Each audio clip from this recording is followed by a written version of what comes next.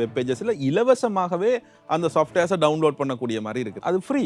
அதுல 400க்கும் மேற்பட்ட டூல்ஸ் வந்து ஃப்ரீயா இருக்கிறது. இலங்கையில் இருக்கிற பிரபலமான சில ஷாப்பிங் வெப்சைட்ஸ்ல வந்து 4 டிஜிட் ஓடிபி தான் இருக்கு. இதுல இருந்து தப்பித்துக் கொள்வதற்கு இருக்கின்ற ஒரே ஒரு வழி, அந்த பென்ட்ரைவை தொலைச்சா நாளைக்கு நீங்களே நினைச்சாலும் உங்களோட அக்கௌண்ட்டை லாகின் பண்ண முடியும்.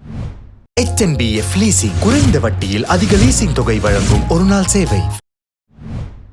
ஓடிபியை ஹேக் செய்யக்கூடிய பல சாஃப்ட்வேர்கள் இலவசமாகவே கிடைக்கின்றது. கிட்ஹப், பிட்பக்கெட் இந்த மாதிரி வெப் பேஜஸ்ல இலவசமாகவே அந்த சாஃப்ட்வேர்ஸை டவுன்லோட் பண்ணக்கூடிய மாதிரி இருக்கிறது. பல இளைஞர்களுக்கு தெரிஞ்சிருக்கும் காலி லினக்ஸ் என்ற ஒரு ஆப்ரேட்டிங் சிஸ்டம் இருக்கிறது. நாங்கள் மைக்ரோசாஃப்ட் விண்டோஸ் பயன்படுத்துகிற மாதிரி லினக்ஸ், அந்த லினக்ஸ்ல பல வகையான லினக்ஸ் இருக்கு. அதுல ஒரு வகையான லினக்ஸ் வந்து காலி லினக்ஸ் என்று சொல்வார்கள். அது ஒரு டெபியன் பேஸ்ட் ஆப்ரேட்டிங் சிஸ்டம். காலி லினக்ஸ் மாதிரி பல இருக்கு. பரட்டோஎஸ், ஆர்ச் லினக்ஸ், இந்த மாதிரி நிறைய ஆப்ரேட்டிங் சிஸ்டம்ஸ் இருக்கு.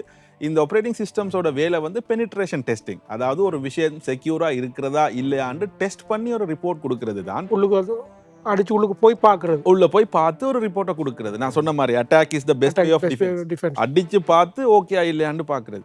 அதை சில ஆட்கள் வந்து தவறுதலா பயன்படுத்துறாங்க. நன்மைக்காக கொண்டு வரப்பட்ட ஒன்றை விஷயத்தை இவங்க தவறுதலா பயன்படுத்துறாங்க. ஆனா இதுல மிக முக்கியமான விஷயம், அது ஃப்ரீ. அதுல 400க்கும் மேற்பட்ட டூல்ஸ் வந்து ஃப்ரீயா இருக்கிறது. இன்னும் நீங்க டூல்ஸை நீங்க யூஸ் பண்ணணும்னு சொல்லிச்சுன்னா இந்த கிட்ஹப் மாதிரியான இடங்கள்ல இருந்து டூல்ஸை க்ளோன் பண்ணி யூஸ் பண்ணலாம். 90% டூல்ஸ் வந்து ஃப்ரீயாகவே இருக்கிறது, இலவசமாகவே கிடைக்கிறது. சரியான ஈஸியாகவும் இருக்கு ஹேண்டில் பண்றதுக்கு. இங்கிலீஷ்ல வாசிக்க தெரிஞ்சா ஓகே, அங்க எங்க பட்டனை கிளிக் பண்ணணும், ஆப்ஷன்ஸை செலக்ட் பண்ணணும், ஹிட் பண்ணா அது ஆட்டோமேட்டிக்கா செய்யுது. ஒரு பேசிக் நாலேஜ் தெரிஞ்சதுன்னா ஓகே, அந்த டூலை எப்படி ஆப்ரேட் பண்றேன். ஸோ இதெல்லாம் என்ன நடக்குது, நம்பர் ஆஃப் அட்டாக்கர்ஸ் வந்து சரியான நாளுக்கு நாள் கூடிக்கொண்டு போறாங்க. இந்த ஓடிபி நீங்க சொன்னது போல அதே ஹைக் பண்ணப்படுமா இருந்தால் அடுத்த கட்ட பாதுகாப்பு நடவடிக்கை என்ன? அந்த ஓடிபியோட லென்த் மினிமம் 6 டிஜிட்ஸ் ஓடிபி இருக்கணும். 6 டிஜிட்ஸ் இல்லாத ஓடிபி வந்து செக்யூரே கிடையாது. இலங்கையில் இருக்கிற பிரபலமான சில ஷாப்பிங் வெப்சைட்ஸ்ல வந்து 4 டிஜிட் ஓடிபி தான் இருக்கு. 4 டிஜிட் ஓடிபி 8 மணித்தியாலத்தில் பிரேக் பண்ணக்கூடிய மாதிரி இருக்கும். ப்ரூட் ஃபோர்ஸ்னு சொல்லுவாங்க. ஒன்னொன்னா ட்ரை பண்ணி அது வந்து கூடாது. ஸோ மினிமம் 6 டிஜிட்ஸ் ஓடிபி எதிர்பார்க்கப்படுகிறது. 8 டிஜிட்ஸ் ஓடிபி இருக்கும்போது அது பெர்ஃபெக்டா இருக்கும். ஆனால் இன்றைக்கு ஸ்ரீலங்காவில் இருக்கிற பல பேங்க்ஸ் எல்லாம் நீங்க ஓடிபி பார்த்தீங்கன்னா 6 டிஜிட்ஸ் இருக்குது. ரெண்டாவது, அந்த ஓடிபி ரிப்பீட் ஆகக்கூடாது. சரியான முறையில் அவங்க அந்த சிஸ்டத்தை இம்ப்ளிமெண்ட் பண்ணாட்டி ஒரே ஓடிபி ரிப்பீட் ஆகக்கூடிய சான்சஸ் இருக்கு. சேம் யூசருக்கு அல்லது ஏனையவர்களுக்கு சேம் யூசருக்கு அப்படி ரிப்பீட் ஆகக்கூடிய சான்சஸ் வரும்போது அதுலயும் வந்து ப்ரூட் ஃபோர்ஸ் அட்டாக் ஆகக்கூடிய வாய்ப்புகள் இருக்கு. ஸோ இதுல இருந்து தப்பித்துக் கொள்வதற்கு இருக்கின்ற ஒரே ஒரு வழி மல்டி ஃபேக்டர் ஆத்தென்டிகேஷன் சொல்லுவாங்க. இப்போ 2 ஃபேக்டர் ஆத்தென்டிகேஷன் 2 முறைகளை பயன்படுத்தி நீங்க வந்து ஆத்தென்டிகேட் பண்ணுறது. மல்டி ஃபேக்டர் என்று சொல்லும்போது மோர் தேன் 2 முறைகளை விட கூடுதலான இன்னொரு முறை பயோமெட்ரிக்ஸ் இருக்க வேண்டும். அதாவது எப்படி சொல்லுவாங்கன்னா what you are, what you have, what you know. What you நோன்றது சொல்றது பாஸ்வேர்ட். வாட் யூ ஹேவ் என்று சொல்றது வந்து ஓடிபி.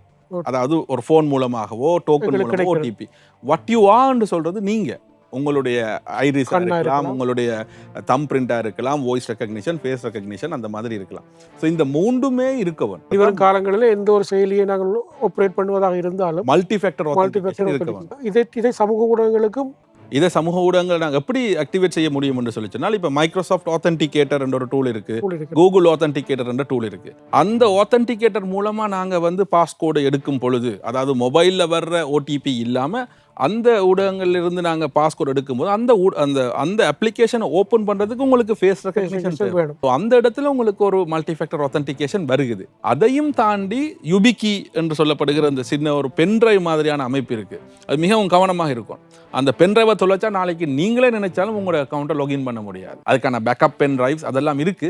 பட் அது ஒரு பென்ட்ரைவ். உங்களோட ஜிமெயிலுக்கு நீங்க ஒரு ஹார்ட்வேர் பேஸ் செக்யூரிட்டியை கொடுத்து வச்சிருக்கோம். உங்களோட ஜிமெயில், உங்களோட ஓடிபியை நான் எடுத்தாலும், யூசர் நேம் பாஸ்வேர்டு எடுத்தாலும், அந்த சின்ன பென் டிரைவ் மாதிரியான அந்த அமைப்பு இல்லாம என்னால உங்களோட ஜிமெயில லாகின் பண்ண முடியாது. என்னால இல்ல, உங்களாலேயே அது இல்லாம நீங்க லாகின் பண்ண முடியாது.